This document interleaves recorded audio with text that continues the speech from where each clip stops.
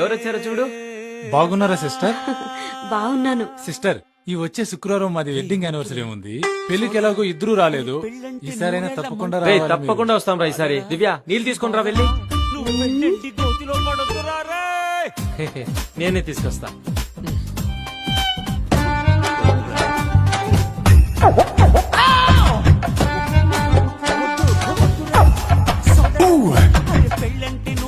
Sister, పిండి కలపడానికి పాత్ర బేసిన్ తీసుకోవద్దా?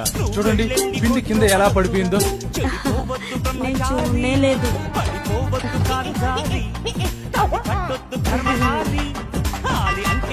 తాగు మామా. తీసుకోరా నీళ్ళు.